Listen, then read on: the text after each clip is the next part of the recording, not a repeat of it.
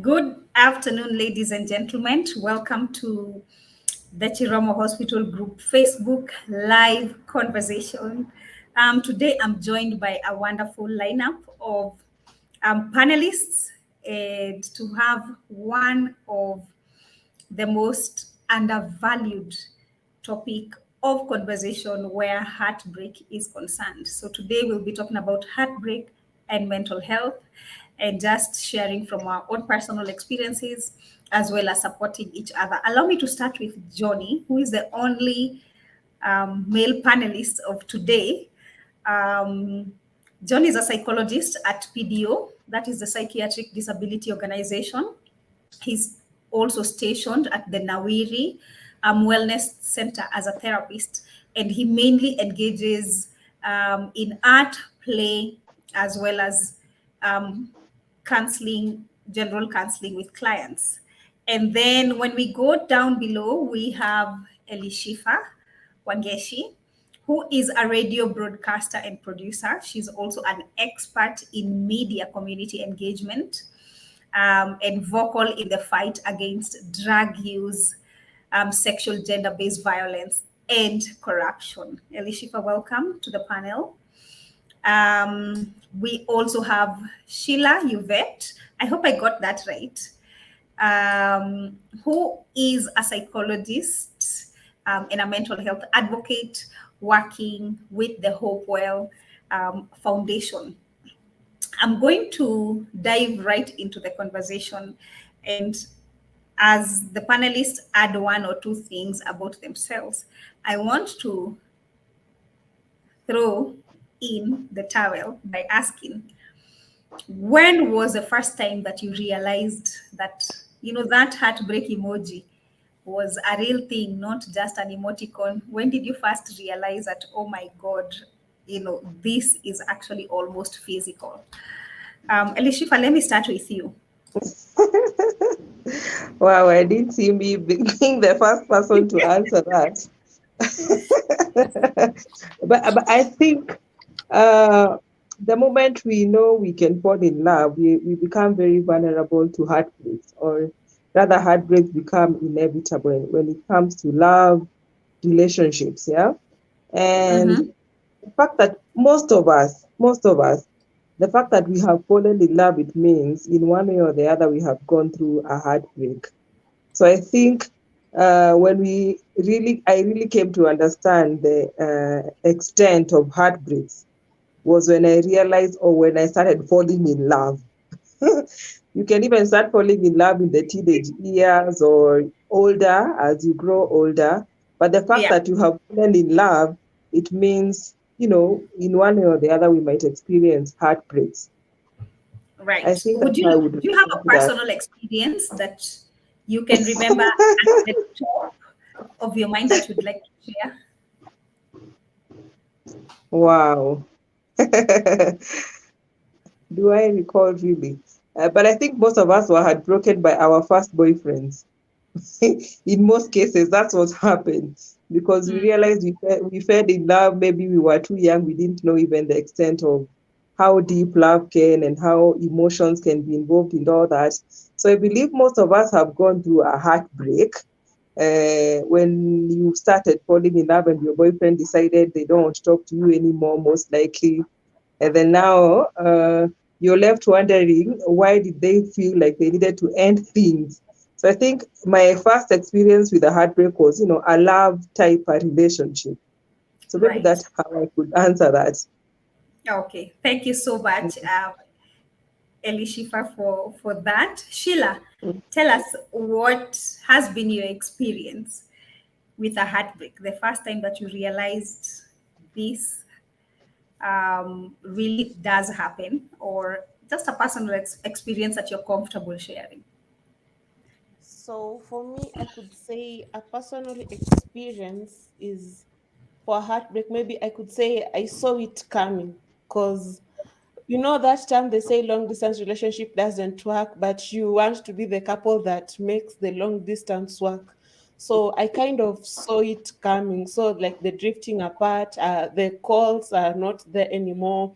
The text you're getting that I'm busy. So like I saw it coming, and it really hurt. And something about heartbreak is it doesn't really go into only the relationship where there is love with your partner, but it could be also with friendship. When someone is letting you down is when your heart starts breaking and you realize, oh, I'm going through this, and this is what maybe you could term as a heartbreak. Thank you, Sheila, for that. And I like that you say lightly, I saw it coming. I think a lot of us, a lot of people are usually in that heavy on denial. Like you can see this is happening, but somehow you are almost so sure that you're gonna be the person or the couple that is going to beat the odds, for some reason, hard lessons, but it is life. I would like to hear from Johnny. I saved you for last. um, what has been your personal experience? Do men also get heartbroken?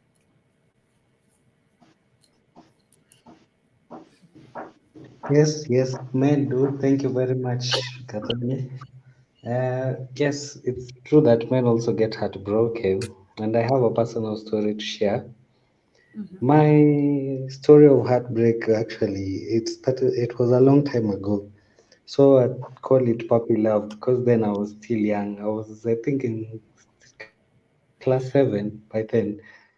So there's this girl. Let's call her Jane. So I had really taken to her. I liked her a lot. And I think somehow, I don't know, in my mind, I was like, definitely she also likes me. Maybe she's seen the hints. And then to add to the odds, she was a friend to one of my close friends. So I remember this one time we had a school activity. And then I told my sister to bring me something, some chocolates, at least so that I can take to her and maybe tell her how I feel about her. So at some point that night, my friend really encouraged me to go and talk to her. So I went up to their class. I was there with my chocolates, going to tell her how I feel. And then, unfortunately, I think she was not interested because I think that was the first time I ever got spanned. And she just locked the door. Yani she just opened the door after I knocked, saw me, locked the door, and never came out again. And then to make matters worse, some of my friends were sitting outside there, and they were like, "Hey, spectating." They wanted to see how things will go down. And on seeing this, they just fell down to the floor. Everyone was laughing, and I don't think in my life I can remember a part in my life where I felt so down. My heart had sunk so low.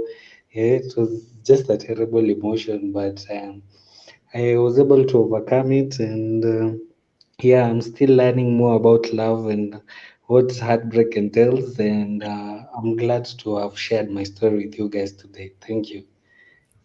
Thank you, Johnny. I really appreciate that. More so, just sharing, from the perspective that men also get heartbroken. I think the assumption a lot is that men are more hardcore and therefore they don't get heartbroken. Maybe they are the heartbreakers. But I'm glad that we have somebody here with us who can just give us their own personal experiences. I'm wondering from the panel, like, did you, maybe in retrospect, because you might not have felt or understood it then, but looking back, how did that experience impact your mental health? Or do you remember it impacting your mental health? Sheila? Very funny. For my experience at that time, I think I was in first year. Yes, so a lot of new activities, a lot of new things to experience. So like it did not even sink. Maybe when I was realizing the heartbreak is coming is when maybe I was wondering about what am I going to do.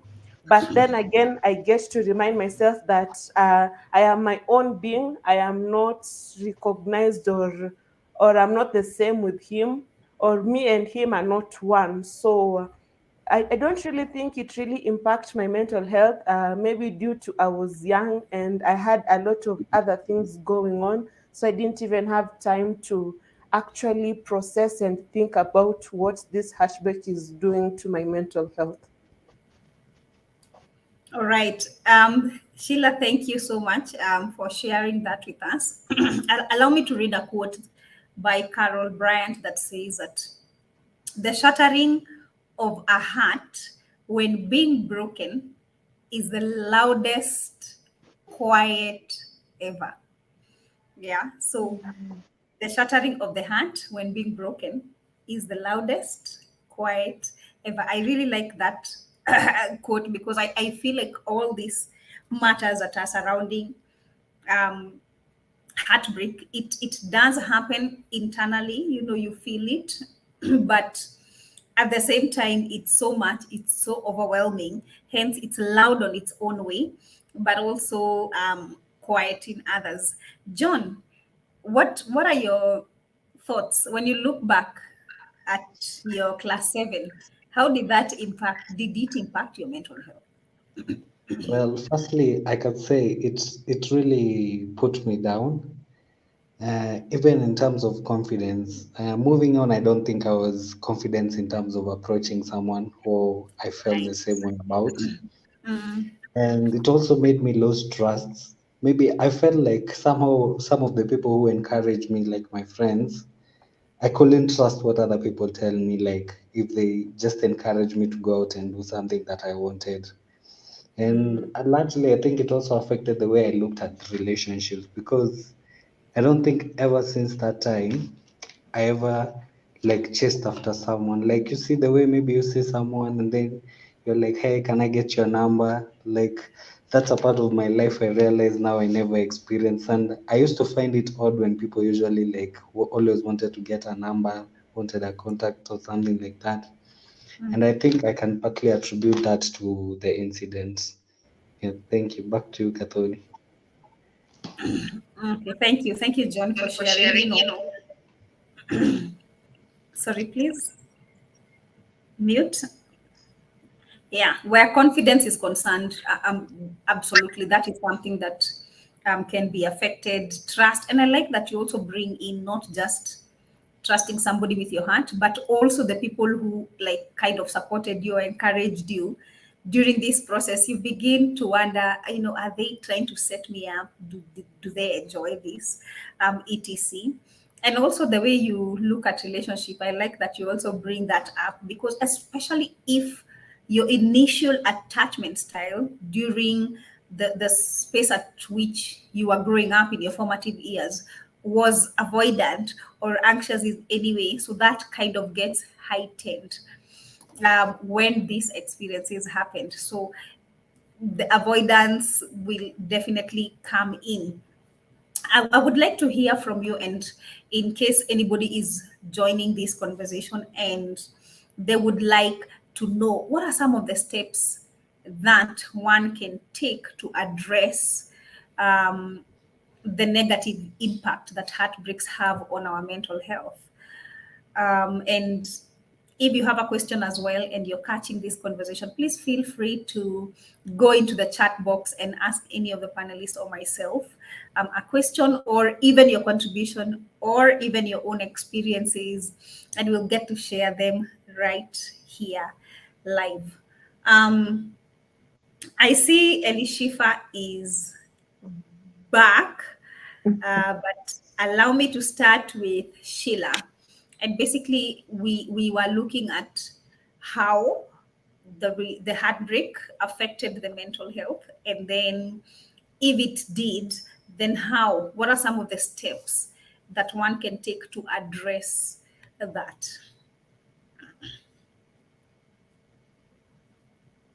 Uh, okay, so when heartbreak has affected your mental health, some people deny, as we already said when we started, some people are in denial that they are not heartbroken. Then you have something about that, or something about heartbreak is you have to allow yourself to experience the feelings or the emotions that you're having at that moment. If it is anger, you have to allow yourself to experience the anger. Then the expression of your emotions. Don't lock your emotions in. Express your emotions, and also expressing them in a positive manner, not really in a negative manner, because negativity sometimes stays with you. So we are looking for the positivity in the situation that you are in at that particular time. So expressing emotions in a positive manner, then not shutting yourself in, because there are some people, when experiencing heartbreak, they start losing interest in the activities. They're not going out, they're not hanging out with their friends, they're not even talking to their friends. So re-experiencing whatever you used to enjoy, and then experiencing other new activities that will take your mind off it. And also not viewing heartbreak as something that is life shattering, because heartbreak, not only in terms of relationship, we can have a heartbreak even when we are going through loss and grief. So heartbreak is something that a lot of people are experiencing. And just having a friend to listen to you, and also seeking help to like monitor your mental health, and also you yourself looking after your mental health. So that is what I have. Yeah, thank you so much. I do appreciate those insights from you, Sheila. I think sometimes, the pain is so much that you really want to try and push it at the back of your mind or to ignore it. And I like that you brought the fact that it's okay. There's nothing wrong with feeling the emotions and looking for ways to express those emotions, albeit in a healthy way, not just expressing them in a way that is going to be detrimental to your own mental health at the end of the day. And also, yeah, losing interest. I think the shame and the guilt that comes with a relationship ending, sometimes some people tend to withdraw. So you find that you become isolated. Yes, you're trying to process, and it's okay to actually process that alone, but also at the same time, what I hear from Sheila is don't become too isolated in terms of the things that you use to do. Still try to incorporate that. Elishifa, what are your thoughts, just to add on to what Sheila has talked about in terms of steps that you can take to address? Oh, okay. Sorry, my Wi-Fi was down. Um, Heartbreaks are not easy. Let me start by saying that. Sometimes they come when you have invested too long in a relationship. And once the relationship ends, some people really battle with, the feelings of inferiority, where you start wondering, what did I not do right? What was my problem? So actually, others battle with that feeling of guilt, of feeling like they're the ones who did not do the right thing. They're the people who did not act right, and that's why the relationship came to an end. So others also feel like, when one relationship ends, they need to jump into another the next day or the next hour. They feel like it will make them feel better, which I don't think it's a very healthy way of dealing with such, because once you break up today, tomorrow you think, nataka kumuonesha pia mimi naweza move on and get to the next person, because majority that's how they feel like they want to handle it. Rather than addressing the real issue that is there and giving yourself time to really digest issues, the real issues in particular, others will jump into from one to the other, which is not a very healthy coping mechanism. Sheila mentioned about isolation, which is very common, and others feeling like, I don't want to go and hang out with anybody now. I just want to stay by myself. I think she pretty much mentioned most of the insights I had. And she's dropped out a little bit. I really want to ask that question in regards to jumping from one relationship to the other as a way of coping, and maybe just the pros and cons, because the reality is, that especially at younger ages, probably that happens a lot more than we would, like to admit. But thank you, Elishifa, and we are looking forward to having you back. Johnny, what are some of the ways that steps basically that you can take to address mental health. Sorry for to address mental health. No, the heartbreak. Sorry, what are some of the steps that you can Yes. take once a heartbreak has happened and this negatively affects your mental health? Okay, I think the first step when a heartbreak happens, it's a really hurtful event.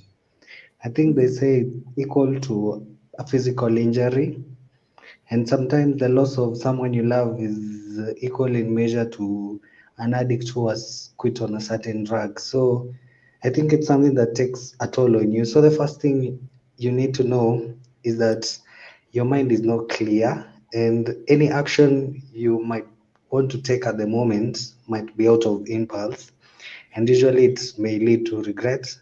Maybe you may seek to hurt that particular individual who has maybe heartbroken you, or maybe you may be angry at the cause or the reason as to why maybe you have been heartbroken. And this should not be the case. So I think the first thing a person should do is you should first keep calm. Try to calm yourself down. Try to wait on it until maybe the heighten of emotions has passed. And after that, just as the former panelist said, Sheila, that you can maybe try and maybe take care of yourself, pick up on the things that maybe you used to enjoy, or shift your focus on something else. But at the same time, try to understand and analyze without really wallowing, but don't ignore the emotions or the experience that you're having. I think that will do well to your mental health after heartbreak. Thank you. Thank you, Johnny. You've just reminded me about a conversation I was holding the whole of last week, which was on emotional intelligence. And one of the emphases when we're looking at EQ is to encourage people to be more aware of their feelings and how their emotions would lead them to certain actions. And basically, the conversation is around encouraging people or even tasking yourself not to make a permanent decision based on a temporary emotion. Yeah. So, yeah, I do agree with all of the panelists that yes, heartbreak is quite difficult. It's definitely different from individual to individual in terms of how people experience it or even the duration that it takes. But also, just to re-emphasize as well from John, is to keep calm at that particular um, time, because the emotions are so heightened that you could absolutely easily end up either doing, saying something that you might later on regret. What are some of the misconceptions that are around heartbreak and mental health, in your opinion, Sheila? Biggest misconceptions people have about heartbreak and mental health?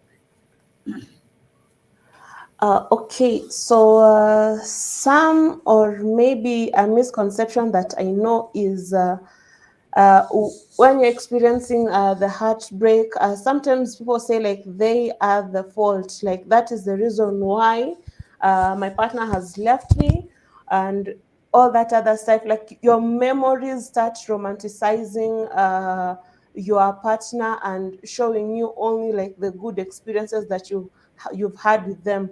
So we could put it also like in a journal. Maybe you are writing it down, and when you are remembering or writing down like the good experiences that you've had with the partner, you also write and remember the bad things that the partner did for you. So if like an example, what could be a good example? uh, if you find yourself like you're longing for like the sweet embrace, or you should remember when you are sorry, when you remember or you are longing for the sweet embrace of your ex-partner, you should also remember the times where like they used to like reject your advances. So no matter how much your mind comes and tricks you into thinking like you are the problem, and you are like the moments were all roses and chocolates, they were not. So you also like that is some of the misconception I have seen from some of my friends or my friends talking about, like them blaming themselves that they are the problem. That is what I have.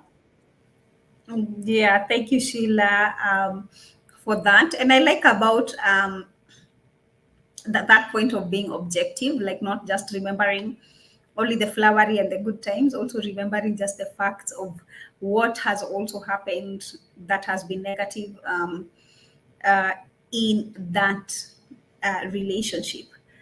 John, would you like to add on what Sheila has talked about? And we are looking at misconceptions that surround heartbreak and mental health. Yeah, thank you. I'd like to add maybe on just exactly what Sheila said.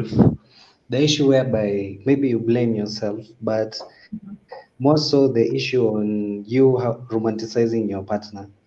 I think it's a nature of people or persons not to want to encounter any loss.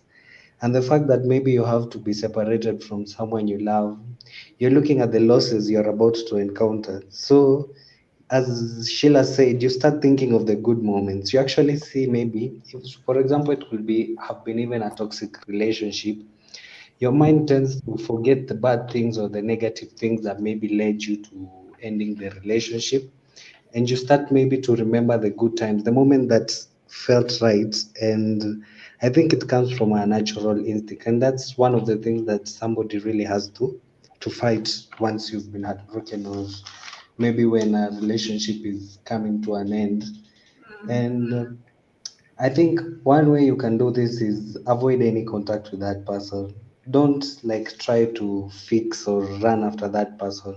Because I think in most cases you'll find that once maybe a relationship has ended, you tend even to go to extremes more to woo that person. You tend to do even you employ grand gestures. Maybe you go to your way to do things maybe that are out of your capacity to just impress on that person, maybe to have an experience of that moment one last time. And I don't think that really helps. So I don't. The misconception here would be somebody wanting to maintain that. It's like I'd say maybe the thing. It's not really a misconception because it's something that happens. You look like a drug junkie, somebody who just wants a little bit of dosage of what they used to experience, and you fight so hard for that, and you'll find yourself maybe even you stalking that person on the socials. You want to know what they're doing, what they're up to, just to feel like you're still a part of that life. Yeah. Thank you. Thank you, John, for that. I really do appreciate your sentiments. You know, especially coming from the male part of it. So I've heard about um, this misconception, and I want just to engage the panelists to ask them what their thoughts are. Um, and it says that the best way to get over somebody is to get under somebody. Have you guys heard of that? And what are your thoughts on that statement? Sheila, I see you're ready. uh We could start with John. Do you want to go? I know. Okay, John, and then we Uh, can go to Sheila. if you want to get over someone, you get under them. Yes. What are your Eh, thoughts and I don't know. opinions? Could it mean that you like focus on the underside of who they were, and that helps you to keep off them? I'm not sure. That's my opinion. Okay, thank you, John. Sheila, what are your thoughts on this?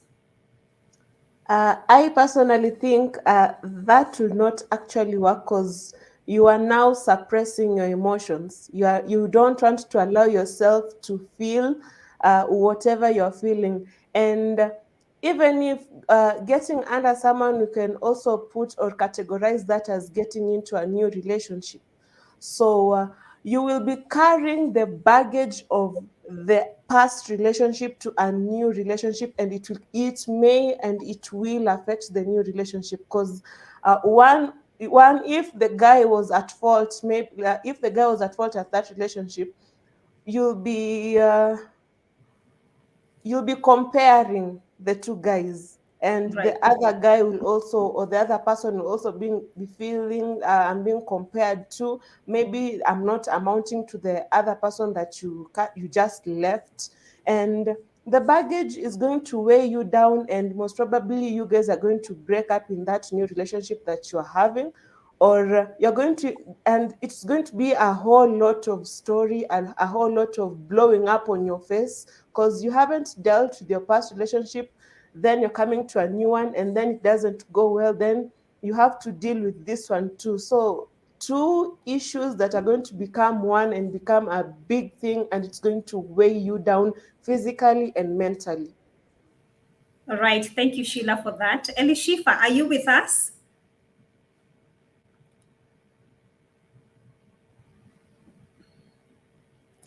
Um, I know she was having a network interruption, but Hi, oh, yes, please go ahead. I'm back. You might hear some noises of a newborn who is right here. I think I will amplify what Sheila said. It's the same thing as jumping from the to the next person immediately, and this happens especially to people who feel like there's no way you can have mental health issues that are related to relationship, because there are people who think huwezi sema uko na stress or you're going through some depression because you're left by somebody. There's that notion still. People think, stress or depression should be caused by, a huge thing, like you lost millions and millions of shillings. So when it comes to relationships, some will tend to think you cannot be stressed or you cannot be going through some mental issues because a relationship came to an end. And what you mentioned, I think people who apply that are people who think, when a relationship ends, I need to go to the other. And as Sheila mentioned, it's just you're avoiding to address some issues that you'll definitely carry forward to the next. Mm, Yeah. right, absolutely. So we can confidently say that that's a myth, a myth busted. Finding a rebound is, I know it's loosely said amongst young people as this is something that works, but ultimately it does not work. You just transfer and keep carrying the baggage as you continue on. There is also the behavior that I've seen. I also want to hear from the panelists, what are your thoughts that after a breakup, when somebody says they were dumped or they dumped somebody, depending on what their level of socialness is. So there are those who will go out for drinks, or there are those ones who will say, let's just order a big meal and ice cream and eat it. Does this help with them? Is it a myth and a misconception that that is a solution? Who would like to go first? John, can that work? What are your thoughts? Going out to numb the pain. Yes. Okay, I think it just postpones the experience of the emotion, because what I think from experience, what drugs usually do is that they just numb the pain at the moment, maybe keep your thoughts or your emotions from focusing on whatever it is that you're trying to avoid. But once the high or whatever it is that you are taking goes away, you Mm-hmm. experience it maybe even more worse, especially with something maybe you needed to take action. But for the case of love, I don't know. It's really painful. I don't know. Will it be equivalent to like a very painful physical injury where somebody will need to numb themselves? Yeah. Well, even if it's equivalent, the question still remains: will the going out, partying drinks, or eating large amount of food, is it a solution that it helps? Yeah, food for thought. Elishifa, what are your thoughts?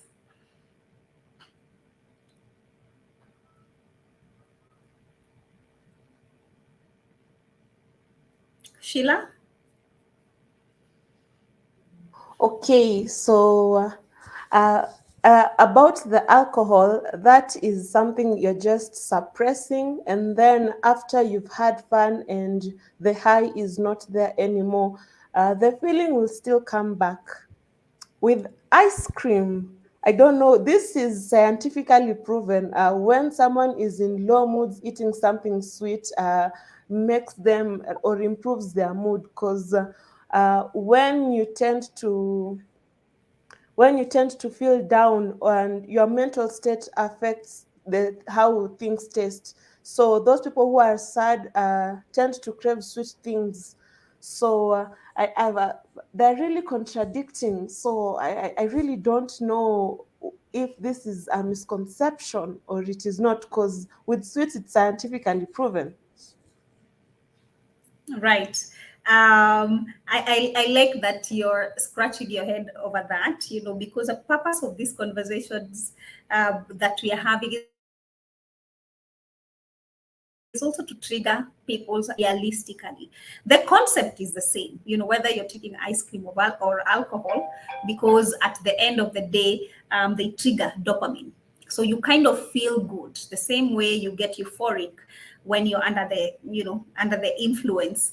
But the problem still remains. It's just a way to cope. So I'm not saying don't eat ice cream. No, I'm just saying that even after you've done that, can you figure out other healthy ways that you can be able um, to cope? So one last one. There is uh, this thing about being friends. So after a breakup, let's just keep on being friends. So you'll find that maybe on social media, people are still following each other, and you probably don't want to cut ties because you want to look like you're the mature person. What are your thoughts on that? I think, does that work or even help? Yeah, John, that's the last one, I promise. But yes. Okay, thank you for that question, Kathoni. Does that work? Okay, I don't know. I don't think if something has evolved to be something bigger, Hmm. I don't think it's a natural process for something to go back to be something less. And if it does, I think they will need like a time frame. I don't think you can shift from being like romantic lovers and then just immediately from that become friends. There needs to be like a grace period in between to allow you maybe even the emotions and everything to go down and for you to come back to reality, both of you. And so I don't think it works for you to maintain contact immediately. I think that would work in All there. right. Yeah. Okay. I like that. I respect your opinion. Um, yeah. Sometimes you might still be also tempted to keep stalking. What are they up to? What they have they uploaded? And that can even make it worse. Sheila, what are your thoughts? With friendship, as John has said, you can't immediately move on to becoming friendship. Then another thing is whether how did you guys break up? Was it a clean breakup where both of you lost interest, or was it a messy breakup in a toxic relationship? So it also depends with the type of relationship you guys were having. Then also, as adding on to what John has said earlier on, love is like a drug. So if we put this into someone who was addicted to drugs and someone who was at the dependency stage, you can't just immediately move back up to experimental. So there's that process of like just shifting slowly by slowly. Then with time, maybe you guys can maintain a friendship. So I really don't think it's a misconception. Maybe it just takes time for that to work. Right. And I like that you say that it depends. I think it depends on a lot of things. One, like you have said, how the relationship ended, but also second, individual personalities. For some people, they are clear in their head, we can never be friends. This is done, this is done. And obviously, just like any withdrawal, some people will still linger on around, until it completely hits them that this will never work, or it will never be the same. Either way, trust the process and allow yourself to feel the feelings. Allow me to ask you, how do you then balance? How do you balance between, okay, I'm processing my emotions, um, how do you balance the need to process your emotions with the need to also take care of your mental health?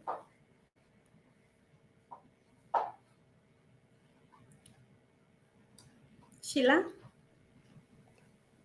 or John, whoever who is ready. Let us start with John.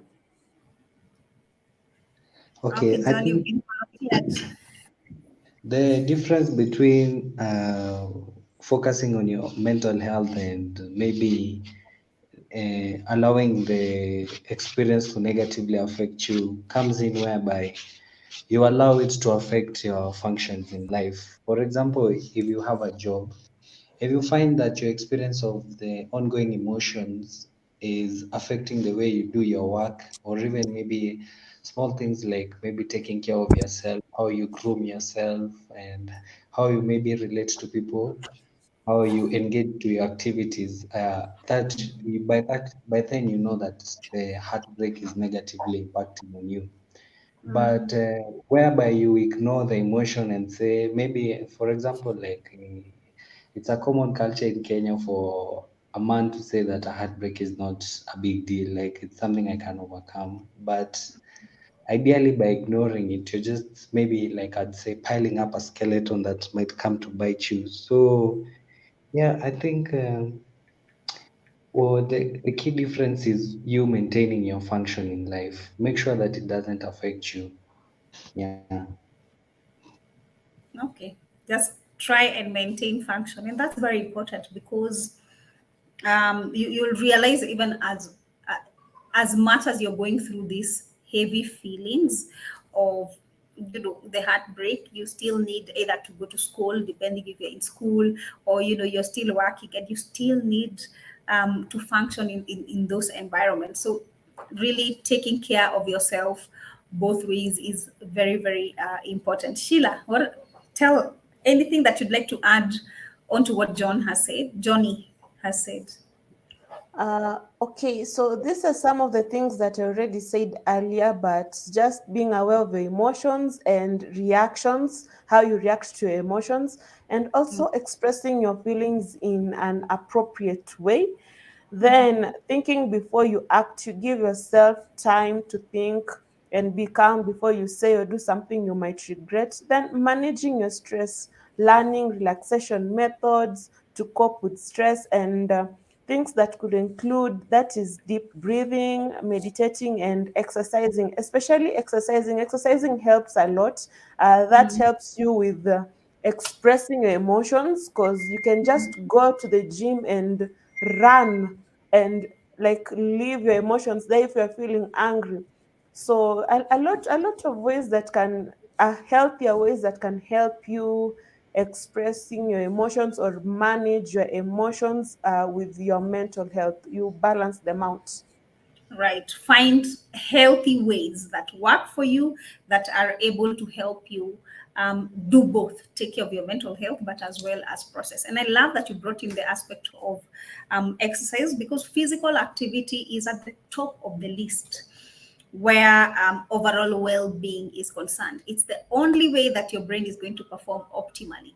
It's one of the best ways to ensure that dopamine is triggered, it's released, serotonin, so you're able to sleep, reduction of cortisol, so your stressors go down. So, and also, not mentioning what Sheila has said, all those feelings of anger, you have a safe space where you can kind of displace that in a healthy way. I see we are running out of time, but just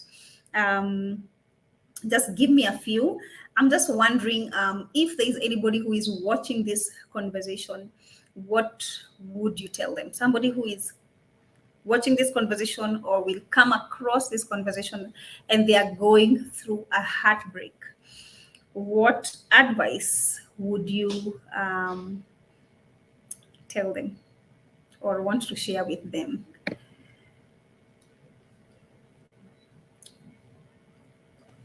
Let Johnny? me. Oh, Okay. okay.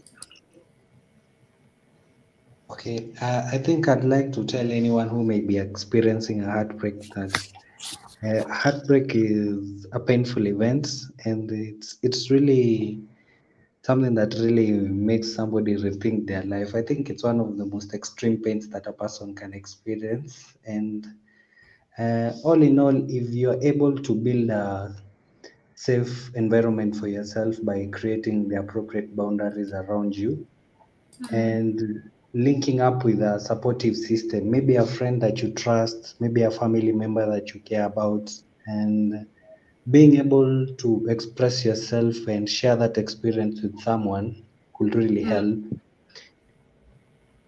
And in that such simple remedies do not work for you, and I think I'd advise you also to maybe seek the help of a professional counselor or therapist who you can talk to. And with that, I think you'll be fine. Yeah. Right. Thank you. Absolutely looking for a way to share. I like that you bring professional help here because one of the things that I'm really big on is on wellness, and don't wait for worst case scenario. I think if you, as long as you're a human being and you know that you have gone through an experience that has been quite heavy for you, at the end of the day you're the only person who knows how deep this cuts. Please go and seek professional help because in that you're in a safe space, a non-judgmental environment, so you can go there and be yourself. You don't have to wear a mask all the time. So that's very, very important. What would you tell somebody, or you did share about what you have observed and heard from your friends, Sheila. I'm wondering, what would you tell somebody who's gone through a heartbreak?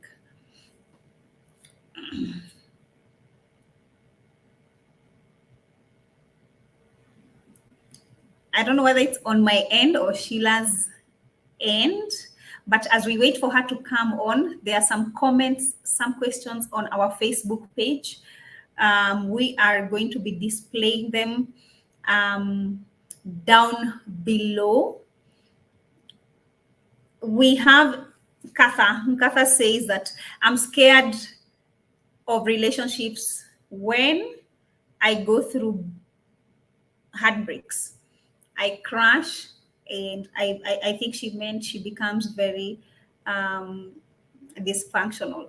Yeah, I think it can be scary. Maybe allow me to say that it's a good thing that you do recognize that about yourself.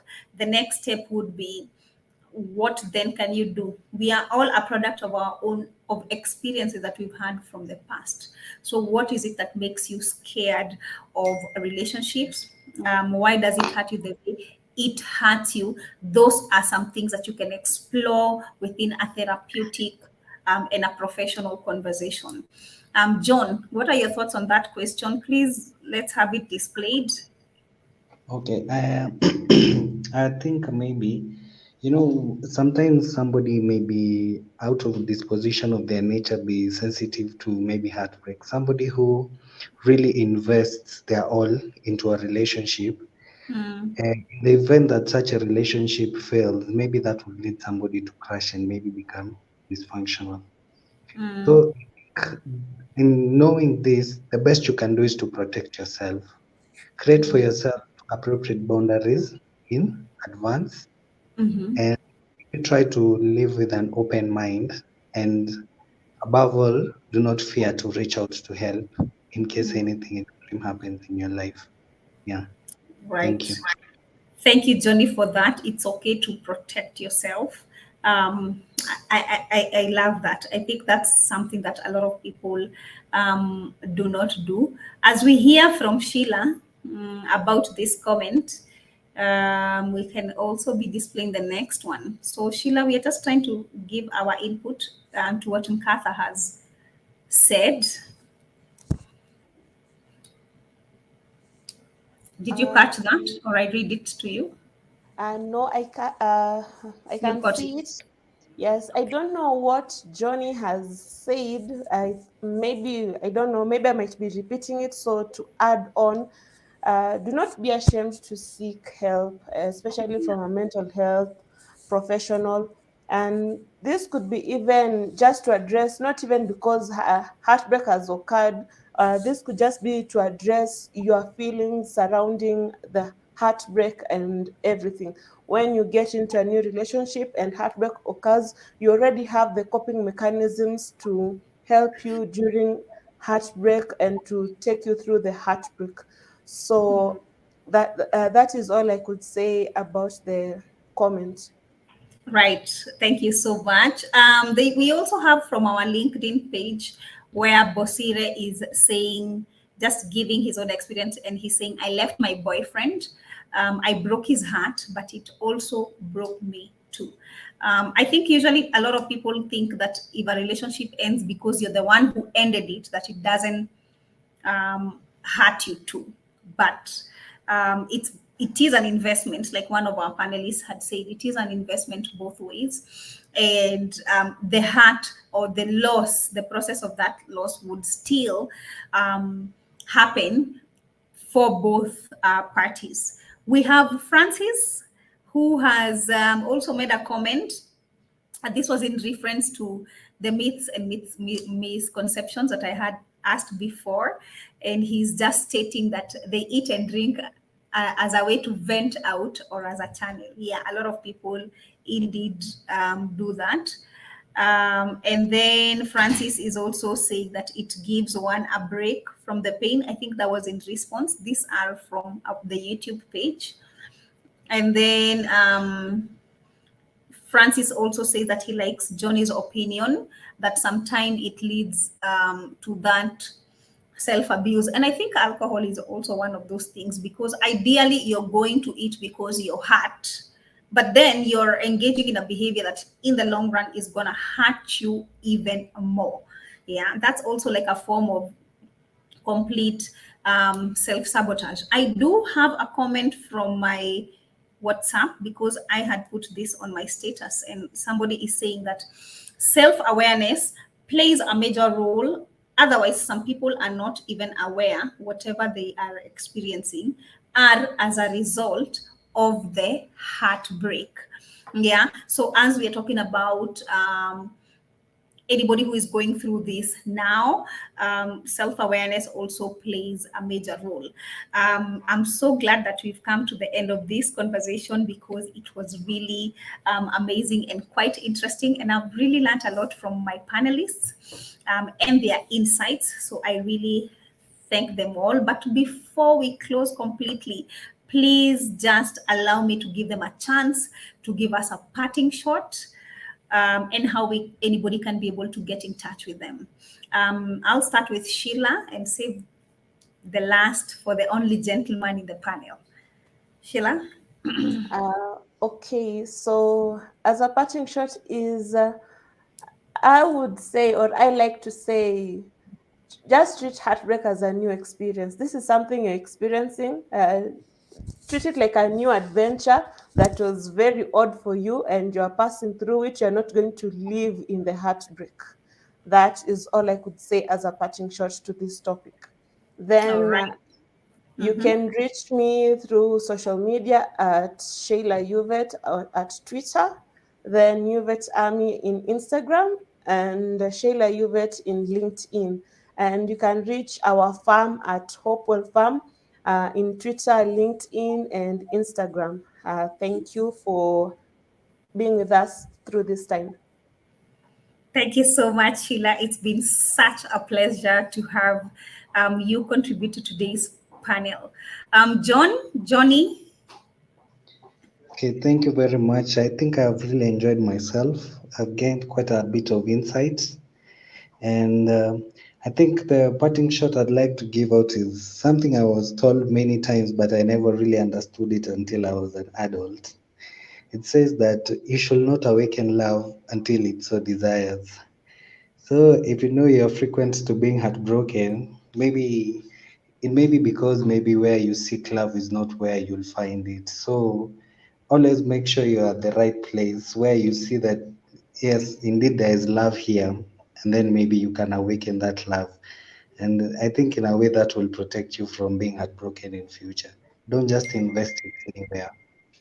Thank you. Wow. Don't just invest it anywhere, anyhowly. Thank you so much, Johnny. I'm really, really happy and excited to have had you. Thank you so much for your bravery, to come and contribute to this topic. As you noticed, there were no men for this conversation, so it's really always an honor to have an opinion from both sides of the coin.